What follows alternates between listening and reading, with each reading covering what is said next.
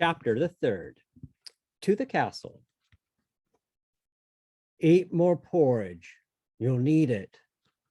The giant was no longer shouting, but her voice in the enclosed space of the kitchen was still loud enough to hurt Reimer's ears.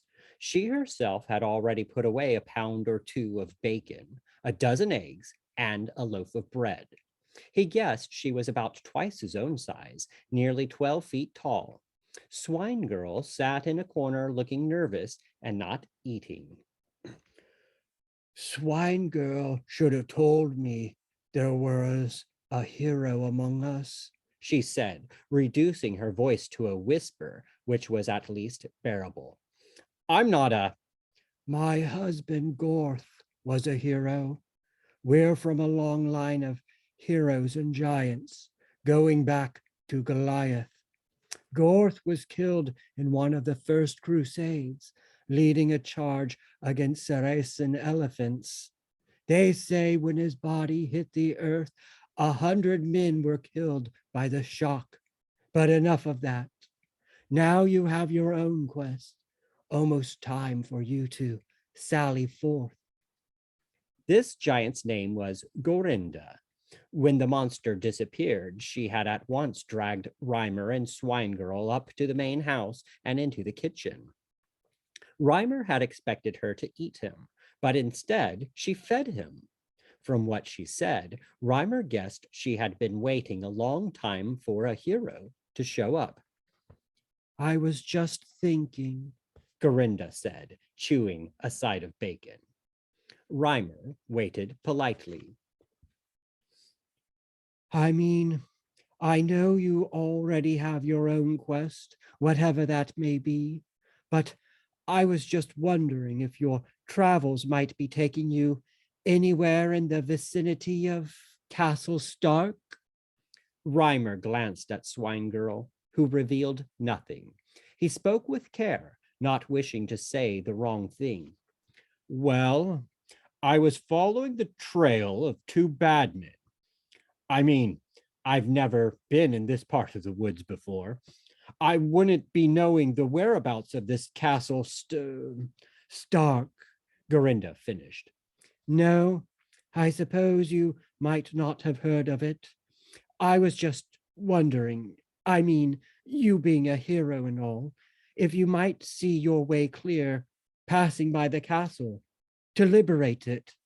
But Reimer stopped. The last thing he wanted was to get this Gorinda irritated with him. Him liberate a castle. Best to humor her. Begging my lady's pardon, but I'm not familiar with this castle you speak of. Perhaps if you would tell me more. Gorinda turned toward Swine Girl and bellowed a question. Which way was he going when you found him? Over the shadow path through the dark wood, Swine Girl replied. He told me he was looking for Argy the ogre. I knew it. Then, lowering her voice, I knew it. He couldn't help but pass by Castle Stark. This is the one who is destined to liberate the castle and free your brother. Before leading Reimer away from the giant's farm, Swine Girl insisted on showing him the pigs. The pigsty lay on the path toward the road, anyhow. Reimer could tell by the stench long before they arrived there. It was the largest pigsty he had ever seen or indeed heard of. It seemed half a mile across. Reimer was amazed and appalled. There were thousands of the creatures, squealing and bleating and milling about. They raised an even greater cacophony when they spied Swine Girl. Cheerfully, she picked up two baby piglets, one under each arm, and kissed each on the snout. Reimer was revolted. You already met my friend Snarler, she said. He's not such a bad sort when you get to know him. He's the reason I became Swine Girl. You see, I found him injured in the woods. Some hunter had shot him with an arrow. I carried him to a cave and nursed him back to health. Of course, we were both children at the time, and both alone in the world. Ever since then, old Snarler has been my friend. as well as the rest of the pigs. Reimer, holding his nose, nodded politely. From the hill, they could look down across the treetops of the dark wood. A few clouds scudded in a blue sky. The day so warm it was hard to believe winter was nearly here. It was a fine place for a picnic. This was afternoon of the same day. Gorinda had urged them leave at once while the weather was fine, packing them enough food for a week's travel, which was twice what they should need. Swine Girl had explained that she would take him through the wood, so he would not fall afoul of wild boars or other beasts again.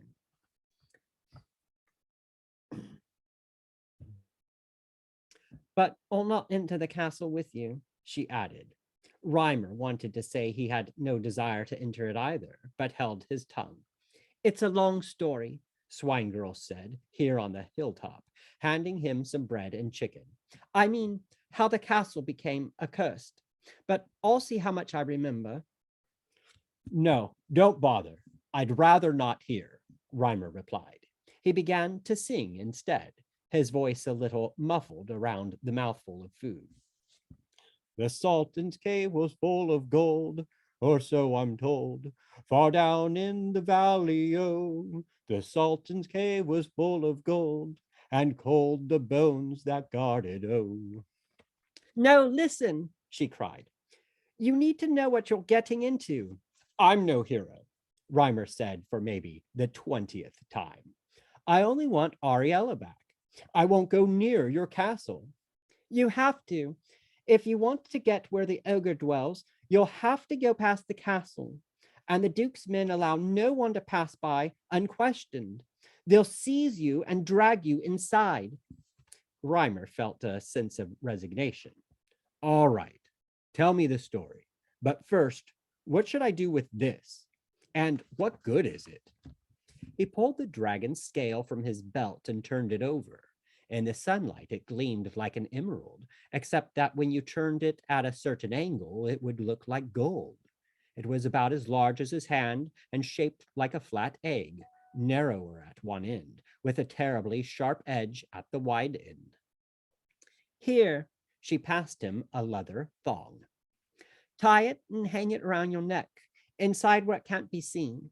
I don't know what good it will do you, but a dragon scale is said to bring protection.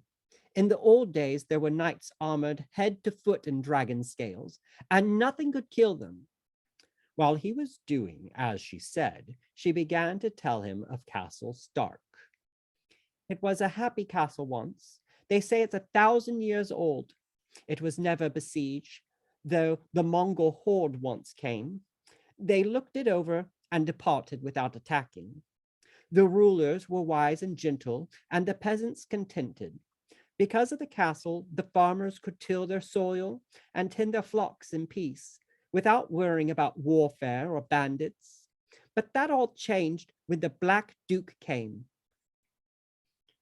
I met a lot of black folks when I was a slave of the Saracens, Reimer mused. They seemed a good, honest sort. Some of them were great warriors. No, I don't mean that. He's called the Black Duke because he wears only black and forces everyone else to do the same. But no one knows where he came from. He just appeared one day. It was the yearly harvest festival, Swine Girl told him, when there was feasting and games and visiting traders from afar.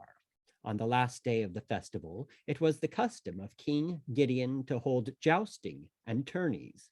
Challenging knights and their entourages would arrive from distant kingdoms and baronies and set up their pavilions at the jousting fields. This year, there were brightly colored tents and pennants all over the field, knights parading in their best armor, silver, bronze, and some, the wealthiest, chased with gold. There were the finest breeds of charging horses ever seen. The day before the actual contests, there was a grand procession when the contesting knights, dressed in their finest, would parade before the king.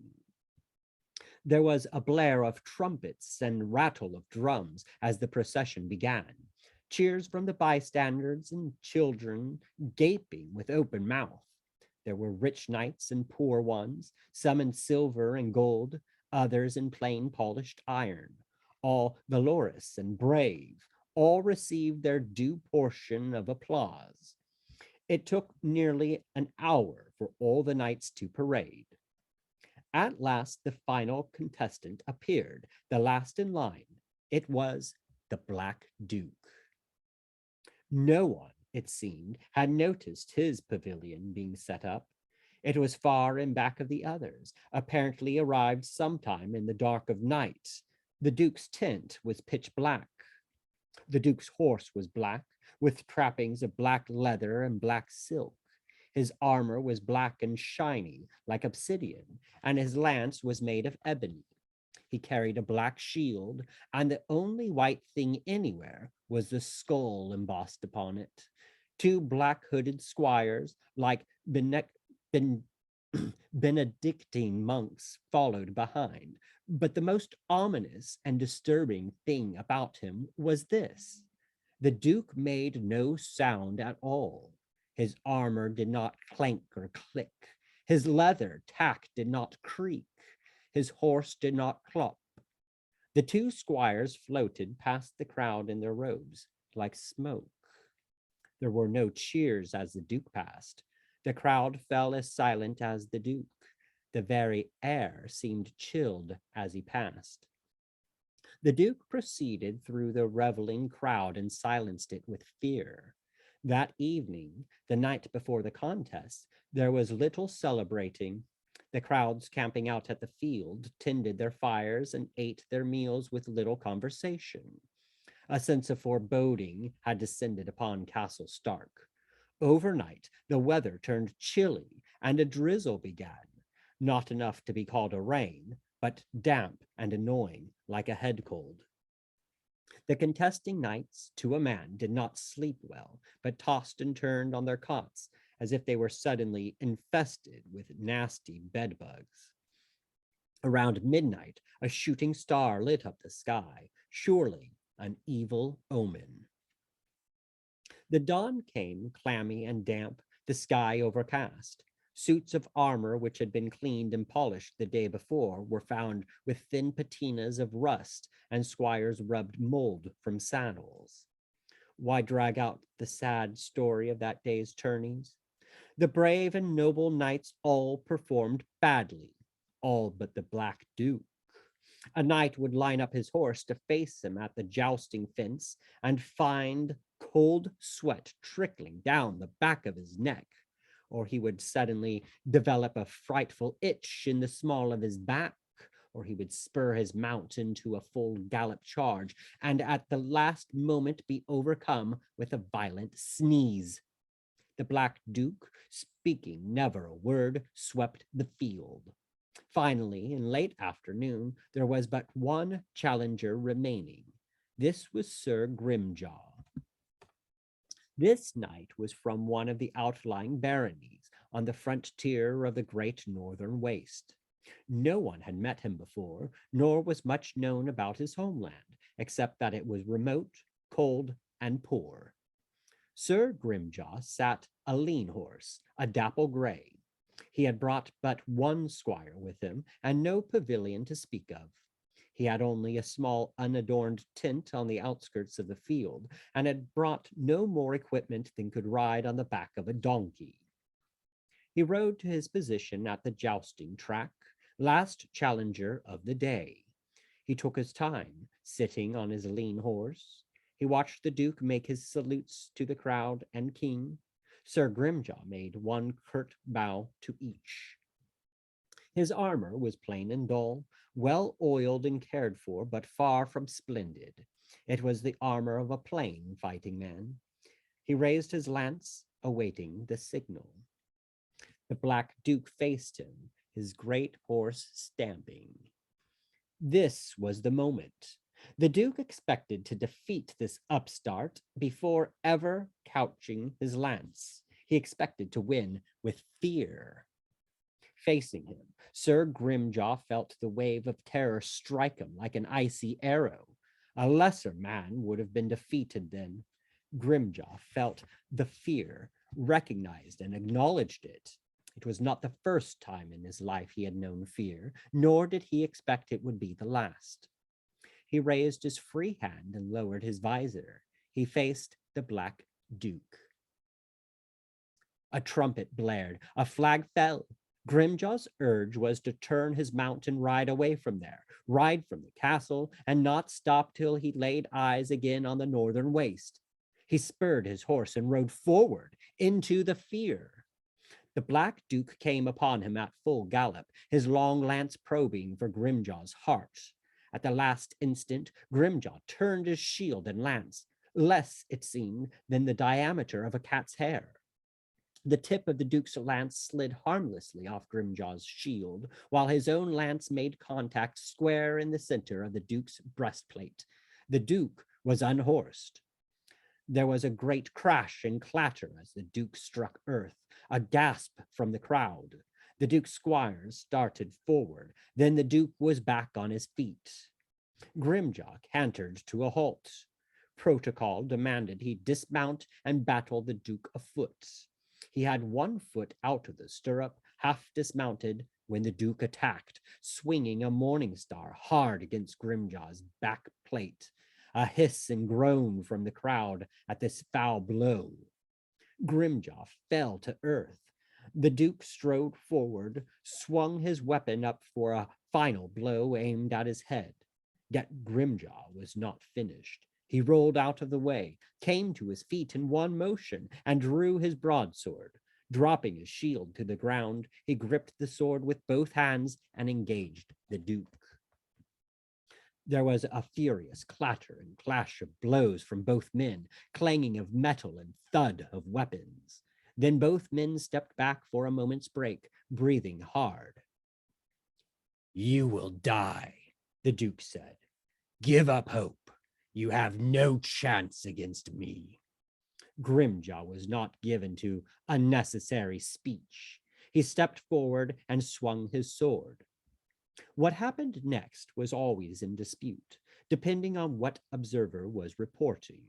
There were many who saw nothing at all. It happened so quickly. Others had differing versions of the event. What Grimjaw remembered was that the Duke stepped back away from his blow, and at the same time, his free hand scooped something from a leather pouch at the Duke's waist. He flung a black powder at Grimjaw's feet. There was a bright flash and puff of smoke, an acrid, oily smoke that got inside Grimjaw's helm, into his nasal passages, and made his eyes water. He began to cough and choke and reached to open his visor. His hand never got there, as the Duke stepped behind him and brought a fearful blow dead home between his shoulders. That was all that Grimjaw remembered. "After that," Swinegirl said, "everyone feared the Duke and his minions. There were rumors of a plague. The king and half the court fell ill. Somehow the Duke's followers were always around, and there seemed more of them all the time, in their black robes, hardly ever speaking, but watching everything. One morning, no one seemed to know how it happened, the king was gone, and in his place the Black Duke sat on the throne. The king, it was said, had died of his illness. No one had seen the prince or princess. I haven't mentioned them yet. They were Prince Joseph and Princess Josephina, and the tradition of Castle Stonk. Josephina was next in line for the throne, being the older. On the death of King Gideon, she should have become maiden queen, and yet the usurper occupied the throne. It appeared the Duke was frustrated in only one thing.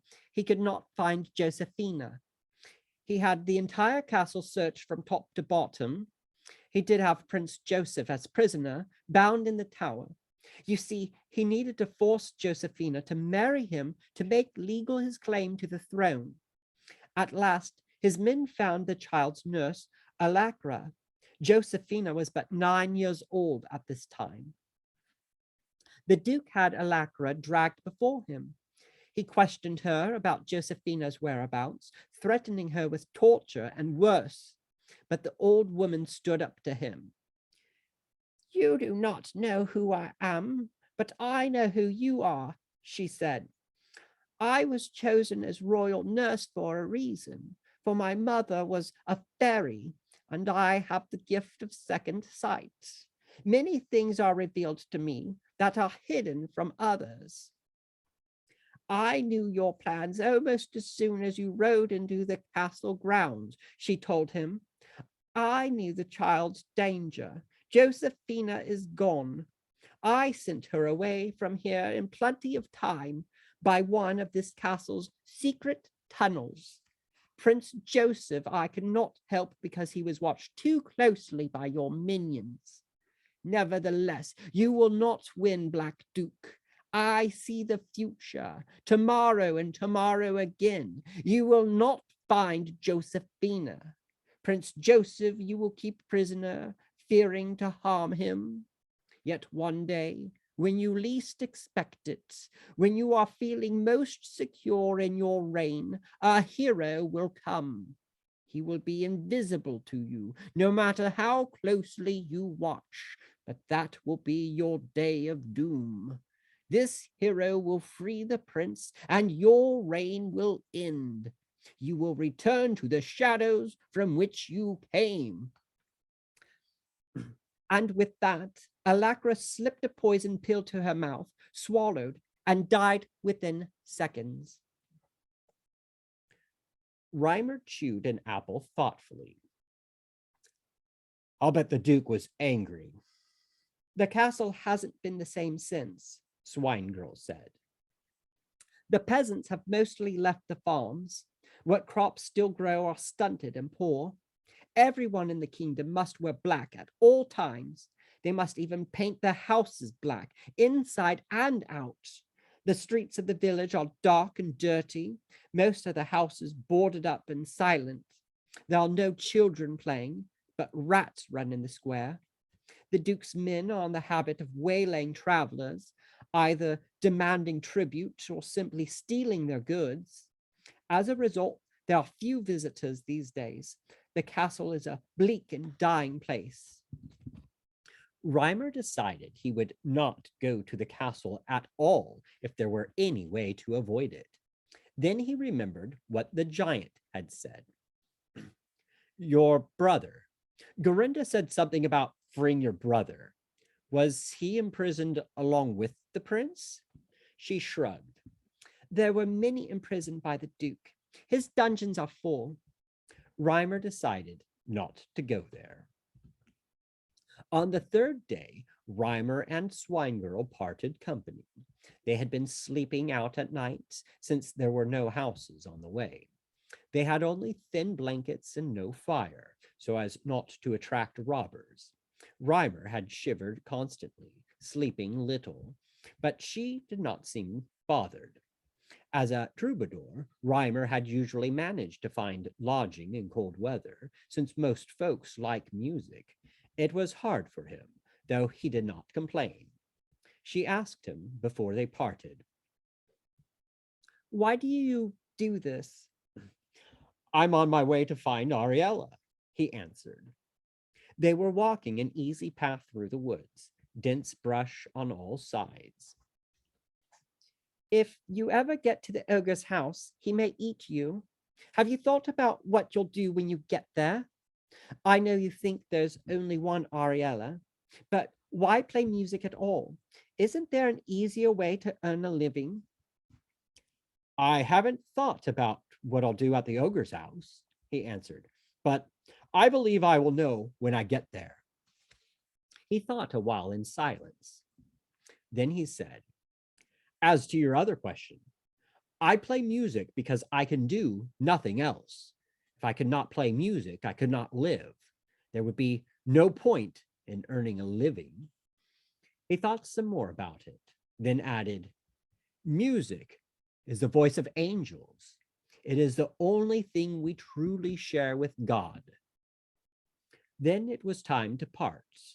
They had been climbing all afternoon. They reached the top of a hill and looked across a valley at Castle Stark. Reimer could see at once why no one had ever tried to besiege the castle. The castle occupied the end of a thin peninsula of land that jutted out above the fields below. It was the highest point around and could be reached only by a single narrow trail across a gorge. There was a sheer drop of perhaps 500 feet on either side.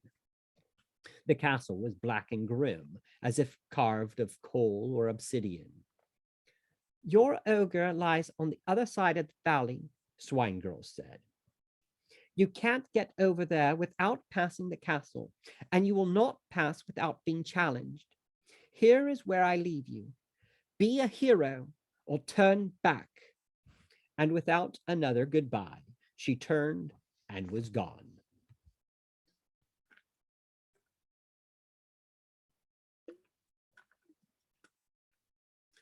Chapter the 4th. The Troubadour Imprisoned. Reimer bided his time.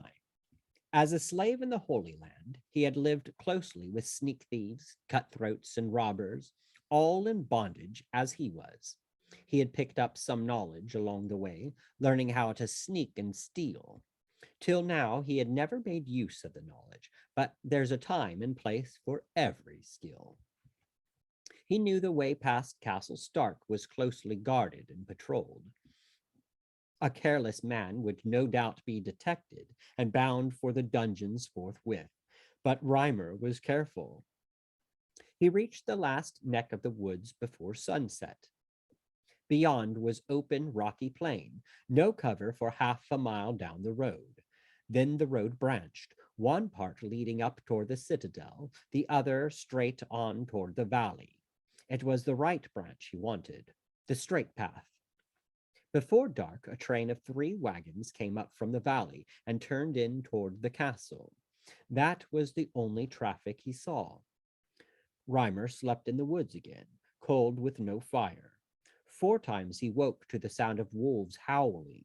Once he thought he heard a far-off scream. At dawn, he woke cramped, hungry, and aching, wondering if he were becoming ill. He ate the last of his bread and drank some water. He wondered about Ariella, if she had been sold like himself into bondage or destroyed. He remained where he was, watching. The sky clouded over and threatened rain or snow. That would be no good. That would be good. It's easier for a thief to hide in bad weather. He lay still, concealed by the trees, and watched. There was traffic in and out of the castle, but not much. He saw only a few wagons, now and then 1 or 2 people on foot, sometimes carrying packs. No men at arms or patrols. That worried him. If there were indeed patrols, they must be concealed like himself in the woods. He had hoped to skirt around through the tree line, avoiding the roads altogether, but that was not possible, as the hills were steep and rocky. He must go straight along down the open path. He would go by darkness. All day, Reimer lay in the woods, growing more cold, hungry, and stiff. The castle lay black and silent, like a patient spider waiting. At last, when it was dark again, he rose and went forth. The night was quickly pitch dark. There was a sting of pending snow in the air. He would have been lost at once, except that the castle kept a single light burning above the drawbridge. That would be to guide the patrols home at night. The light was a tiny spark in a moonless and starless night. Never before had he seen a castle so dark as this one. He shuddered. His boots made tiny crunching sounds as he walked. There was no help for that. The cold was too bitter to take his boots off. He prayed the sound would not carry far. Keeping the castle light on his left, he moved on down the path. He stopped now and then to listen. There was no sound, not even the howl of a wolf. When I get down to the valley in the morning, Reimer promised himself, I'll find some inn and have a hot meal and a good sleep. He began to breathe easier when the tiny spark was directly on his left. That meant he was near the crossroads. Perhaps he'd already passed it in the dark. Soon the path would take a downward slope, and he'd be away free. He paused to gaze across at the castle light. It was a faint reddish color. He marveled at the utter blackness of the night. All the castle windows must be shuttered tight, or no one at all stayed up after dark. No one read by candlelight. No one sat with friends by a fire telling stories. No one stayed up for a game of chess or even to study the scriptures and pray. It must be a cold, stark castle indeed. Then the light vanished. Reimer's heart leaped in his chest. He felt panic. If the light were out, he was lost. There were no stars in the sky, not a glimmer of moonlight. He would lose his bearings at once. He might blunder off a cliff. Yet he could not remain where he was. What to do now? Then the problem was solved for him. A voice said, "Ah, then, I knew I scented a mouse." Someone opened a dark lantern, and Reimer realized why the castle light had disappeared. There was a man in a black robe standing between the light and himself. There were 3 other men with him, armed with staves. He was caught. Reimer awoke some time later. He did not know if it were morning or night, nor had he any idea how much time had passed. He lay on a cold stone floor, shivering under a filthy blanket. The only light came from an oil lamp guttering somewhere in the corridor. The walls were damp and the iron bars coated with rust. The Duke's men had beaten him with stabs a little, but not badly. Then they had dragged him here blindfolded and thrown him in this dungeon. He had passed out from sheer exhaustion. Sitting up, he examined his surroundings. The first thing he noticed was a tin plate with a crust of dry bread and a jug of water. He must have slept through a mealtime. Remembering his early days as prisoner in the Holy Land, he snatched up the bread and ate hungrily, not bothering to look for maggots. He felt better after drinking the water. Then he stood up and began banging on the bars with the tin plate. It was not long before the guard came. He was a short, fat man with a sour face. He bore a club in one hand. "What's all this, then? Our mouse doesn't care for the accommodations? Perhaps he'd like a bigger piece of cheese, then?" He raised the club. Ignoring the gesture, Reimer stood back on his heels and said in his deepest, loudest voice, "I demand my rights. My father, the king of Barania, will hear of this. If I am to be held ransom, I demand better treatment." The man lowered his club, scowling. "Well, so that's the way of it. The king of Barania, is it? Well, now, we don't want to inconvenience your lordship, do we? I'll inform the duke straight off. Now stop your banging, or there'll be no food tomorrow." With that, he turned on his heel and was gone. Reimer sighed and sat down in a corner. His quest for Ariella was no nearer an end. No doubt he'd stay here in this hole forever. "Not a bad try," a voice said. Reimer started, seeing no one. "Who's there?" He stood up, tried to peer between the bars into the corridor. "In the next cell. I'm your fellow prisoner. I'm called Grimjaw." Reimer started at the name. Swinegirl's story was true then, at least part of it. He had wondered how much of it she was making up, and Grimjaw was still alive. "I have heard of you. I'm honored." "Well, I've not heard of you, nor have I heard of the king of Barania. What are you called?" "Reimer.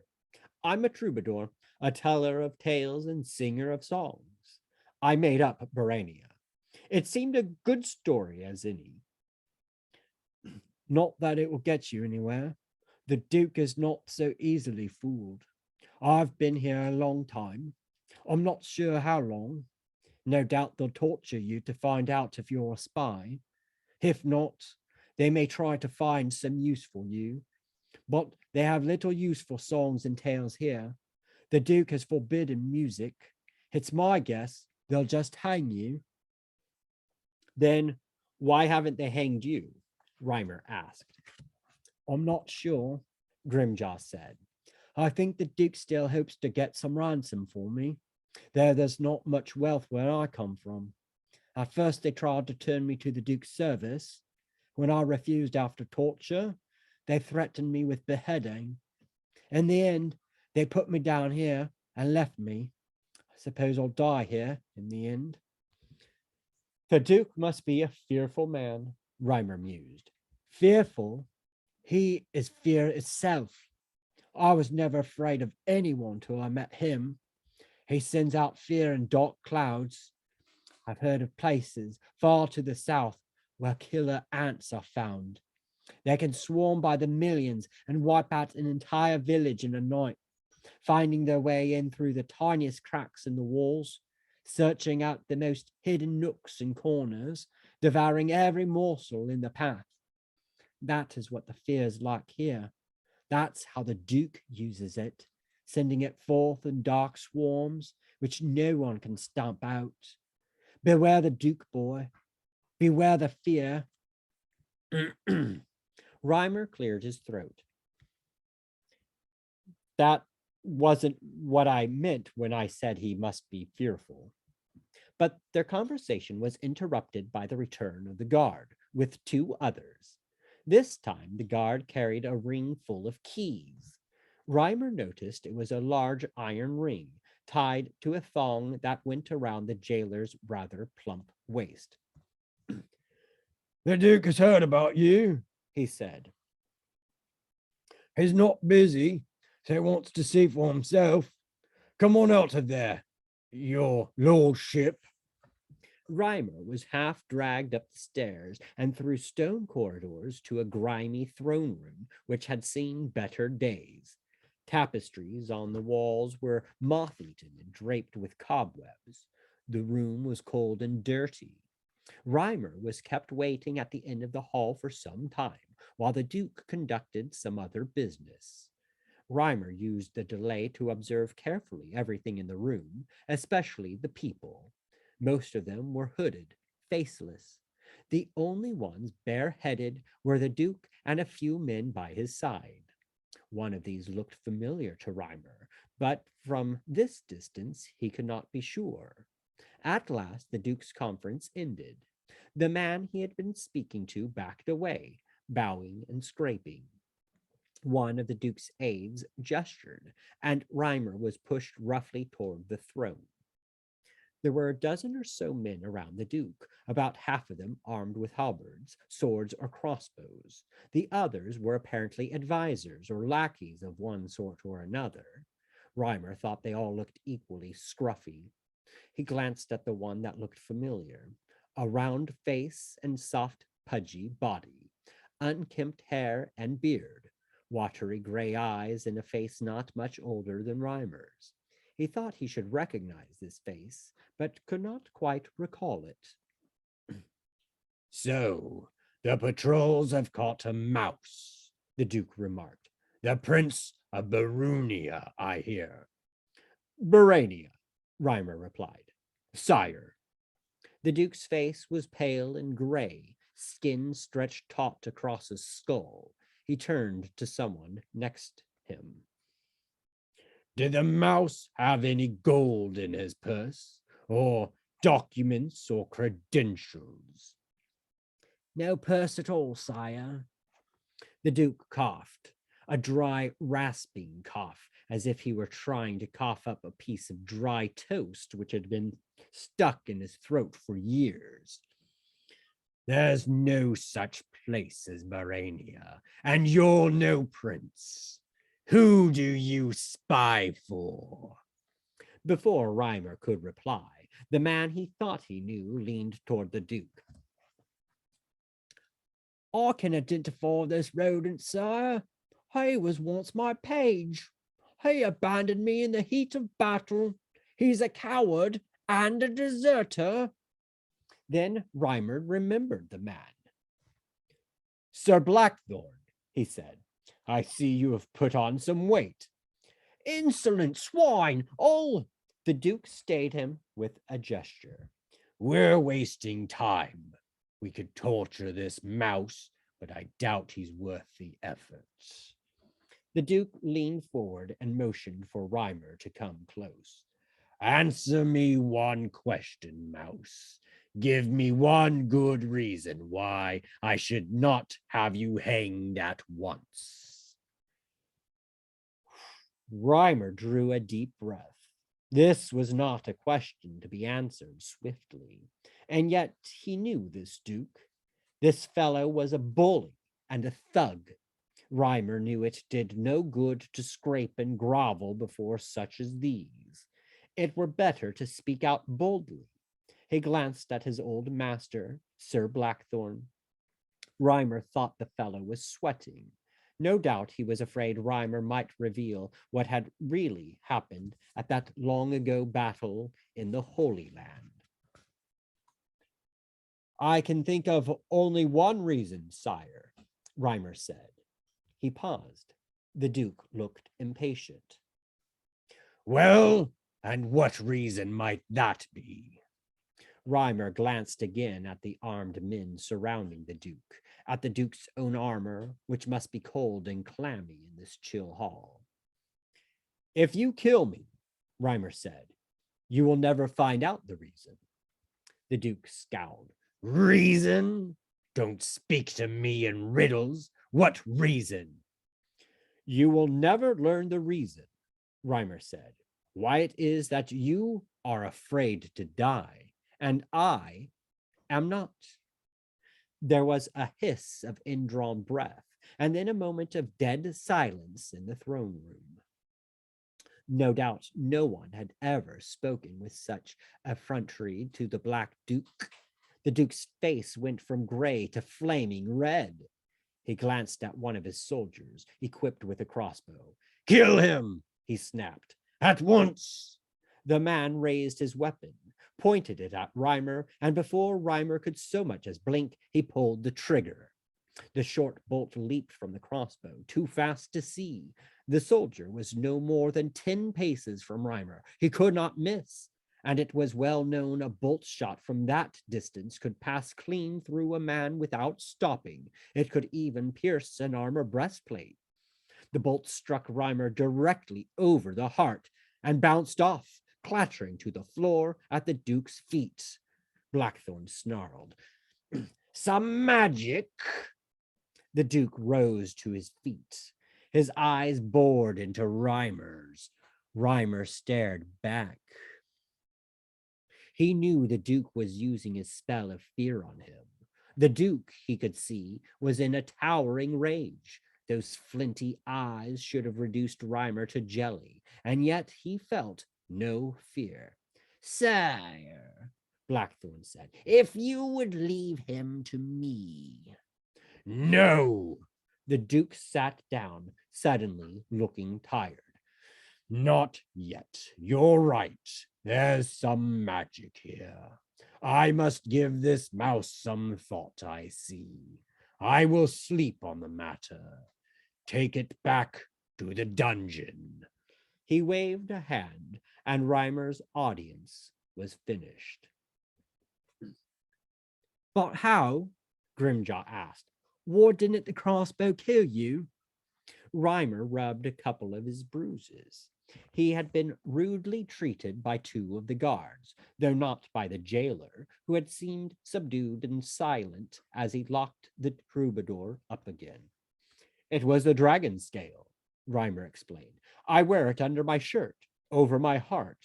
I don't know why they didn't find it when they searched me, unless it has the power of invisibility. And to think, I had no faith in it. What dragon scale? A long story, Reimer said. I'll explain another time. What can you tell me of this jailer of ours? Can he be bribed? His name is Rata. Bribed? I suppose so, though I've never had gold or silver to bribe him with. He's not a bad sort when you get to know him. We played chess once a week. He has brought me some creature comforts, such as a cot and chair, and the materials to clean with. He's not one of the Duke's minions. He was in charge of the keys long before the Duke's arrival.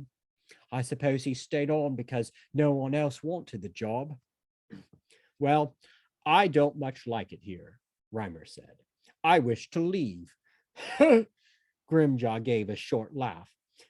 Well, you could come over and visit me at least. Reimer glanced at the rusted iron bars. Visit you? How? I'll show you. There followed a sound of grinding and scraping, together with 2 or 3 grunts from the next cell. Then Reimer was amazed to see a section of the wall turning on a swivel. In a moment, there was a clear passage into Grimjaw's cell. Grimjaw stood there grinning through his beard. Ratter himself showed me this, the knight explained. Some poor devil ages ago spent 10 or 20 years carving out this door, believing it an escape route. The cruel jailers never bothered to enlighten him. The passage led not to the outside, but merely to another cell. They say the prisoner went mad after that. Reimer slipped through the opening. He was surprised to see how comfortable Grimjaw's cell appeared. There was a clean bed, even an old rug on the floor. There were candles, a little table, a few books. In the corner were a tub of water, a broom and a mop, even a wash basin and towel. Welcome to my home, Grimjaw said. I'm afraid I can't offer much in the way of refreshments, but I do have some bread and water. Very pleasant, Reimer remarked, though I've seen better. Haven't you tried to escape? Grimjaw shrugged. How? Those bars are thick. We're 10 feet underground. The locks are old but sturdy. Ratter's obliging, but he won't lend me a key. Reimer sat on the cot, studying the cell. He remembered the long flight of stone stairs up to the tower which rose above them. The trip to the throne room had been worth it. He'd seen something of the surrounding territory. What did you mean? Grimjaw asked in a more serious, lower tone. When you said you are not afraid to die? Reimer blinked at the man across the cell. Grimjaw was lean and haggard, but he still looked strong. His beard and clothing were clean and well kept. Reimer wondered if he himself would do half as well, locked up for so long a time. I don't know for sure, he answered. Those words just came to me. Perhaps it was the dragon scale speaking through me. But now that I think about it, I haven't been much afraid of dying since that time I was lost in the desert. I remember one night lying there and looking up at the stars, not knowing if I would be dead the next morning, and thinking it don't matter much. One way or another, alive or dead, I'll lie here and look at the stars. No one can take that from me, no matter what. The Duke, now, he's afraid of dying. If he were not, he wouldn't need all those soldiers around him.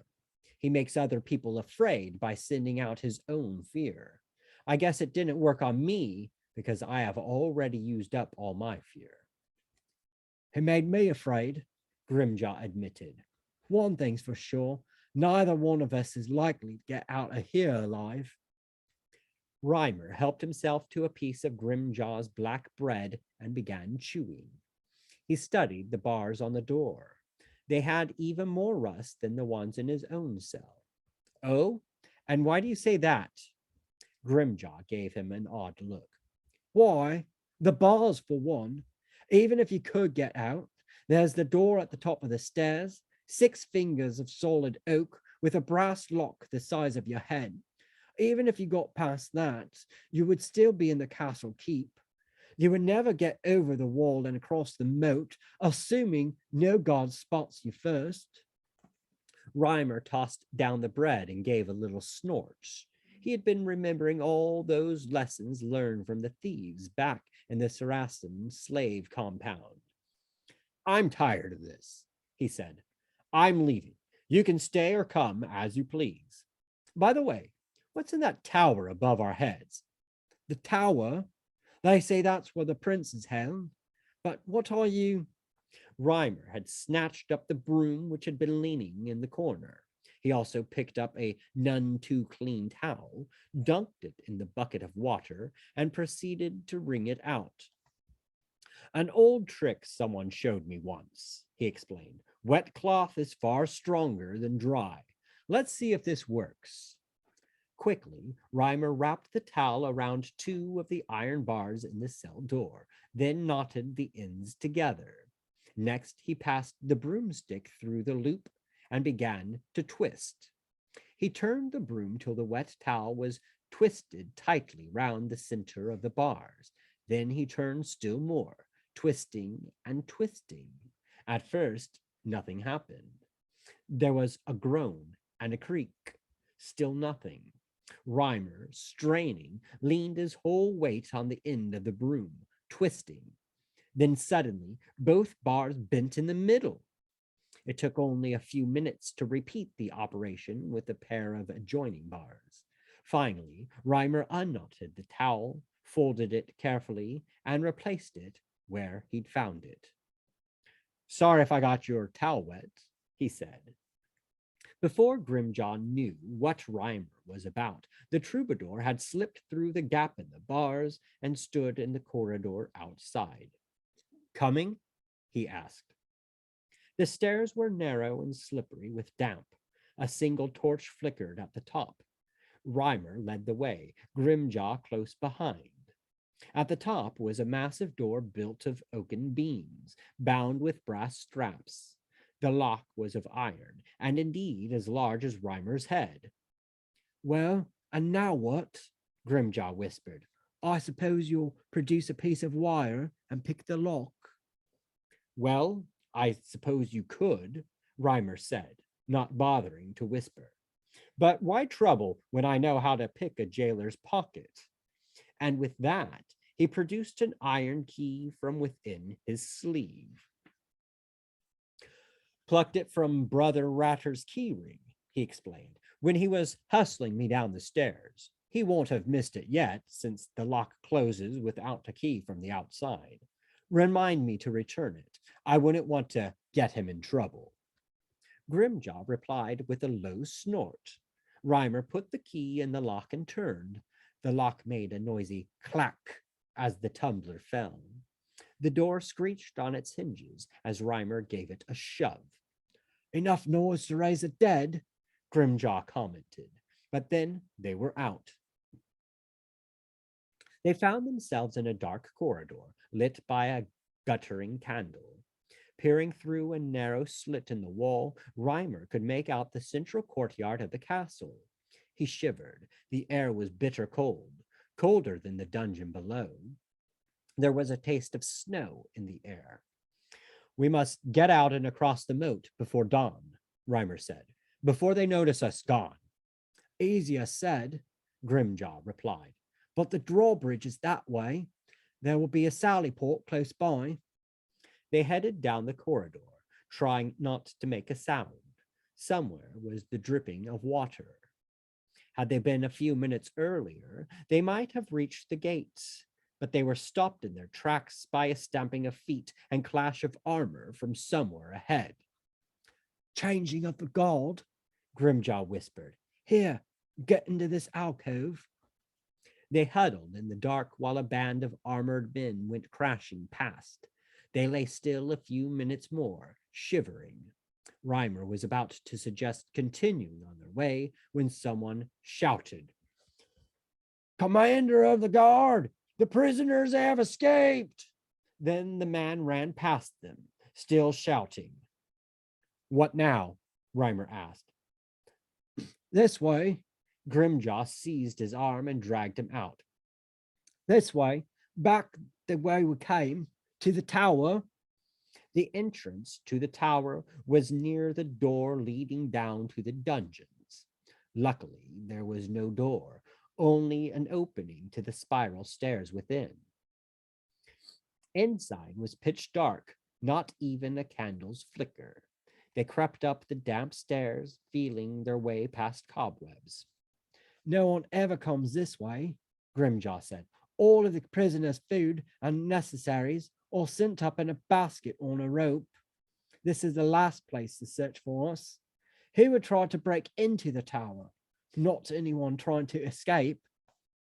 They groped their way upward in the darkness for what seemed a long time.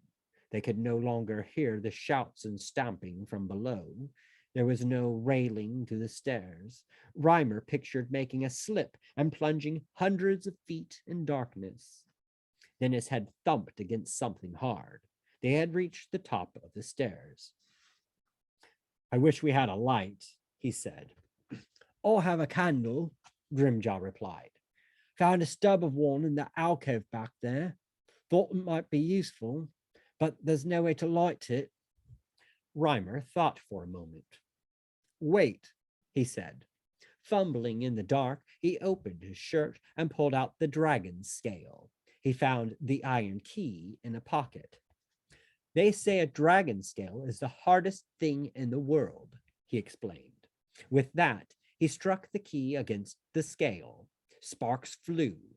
Then, using a scrap of Grimjaw's rough prison shirt as tinder, it was only a few moments' work to get the candle lit. They looked around them. There wasn't much to see. The stairs ended below a wooden floor. There was a trap door secured with an iron bar and padlock. What's up there? Reimer asked. I believe it's the prisoner, Grimjaw said. It would be the prince, if he's still alive. Reimer studied the lock. It was large and heavy, rusty with age. He had no key for it, nor a lockpick. Then he looked at the iron bar. It was held in place by iron shackles, bolted to the oaken planks of the floor. The bolt heads were also rusty. He examined these closely and carefully. Find a loose brick, he said. The mortar holding the stairs together was old and crumbling. It took only a minute to find one loose enough to pry out. Reimer pulled the dragon's scale from beneath his shirt. He placed its edge against one of the bolts holding a shackle in place. Then he slammed the brick against it, twice. Enough noise to wake the dead, Grimjaw commented for the second time that night. The bolt came loose, broken and clattering off into the darkness. Dragon scale is the hardest thing on earth, Reimer remembered. Now the shackle was held at only one end. Reimer turned the shackle till it was clear of the bolt, then simply pulled the entire steel bar loose. Reimer blew out the candle. The trap door was open. They raised it, creaking.